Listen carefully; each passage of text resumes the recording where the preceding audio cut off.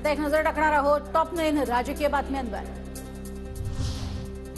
उल्हासनगरच्या hill line police ठाण्यामध्ये गोळीबार, भाजप आमदार गणपत गायकवाडांकडून शिवसेना शहर प्रमुख महेश गायकवाडांवर गोळीबार, जागेच्या वादावरून गोळीबार केल्याची माहिती। उल्हासनगर फायरिंग प्रकरणी आमदार गणपत गायकवाडांसह 3 जणांवरती गुन्हा दाखल, गणपत गायकवाडांसह तिघेही पोलिसांच्या ताब्यात। आत्मसंरक्षणासाठी गोळीबार केला, शिंदे बाप लेकाकडून माझ्यावरती अन्याय, गणपत गायकवाडांचा गंभीर आरोप। तर फडणवीसांना वारंवार सांगूनही पक्षश्रेष्ठींकडून दखल नाही, गणपत गायकवाडांची माध्यमांना प्रतिक्रिया। महेश गायकवाडांवरती ठाण्यातल्या ज्युपिटर रुग्णालयात उपचार सुरू, शरीरातून 6 गोळ्या बाहेर काढण्यात आणि शस्त्रक्रियेत यश। गणपत गायकवाडांनी केलेल्या गोळीबारात महेश गायकवाडांसह राहुल पाटील जखमी।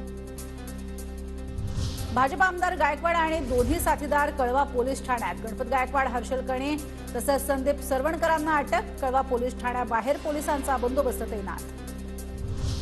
गोळीबार प्रकरणी गणपत गायकवाडांसह 5 जणांवर गुन्हा दाखल, गायकवाडांसह तिघांना बेड्यात, तर नागेश बाळेकर, वैभव गायकवाड आणि विकी गणित्रा हे फरार, तिघांचा पोलिसांकडून शोध सुरू। गोळीबार प्रकरणी भाजप आमदार गणपत गायकवाड यांची आमदारकी जाण्याची शक्यता, गायकवाडांवरील गुन्ह्यांची माहिती विधानसभा अध्यक्ष राहुल नार्वेकरांना पाठवली। कुणी कायदा हातात घेण्याचा प्रयत्न करू नये, सर्वांना कायदा आणि नियम सारखे, फडणवीसांशी सविस्तर चर्चा करून याविषयी माहिती घेणार। उल्हासनगर गोळीबारावर अजित पवारांची प्रतिक्रिया। कल्याण गोळीबार प्रकरणाची उच्चस्तरीय चौकशी होणार, गृहमंत्री देवेंद्र फडणवीसांचे आदेश, तर एसीपी रँकच्या अधिकाऱ्याकडून घटनेचा पुढचा तपास होणार।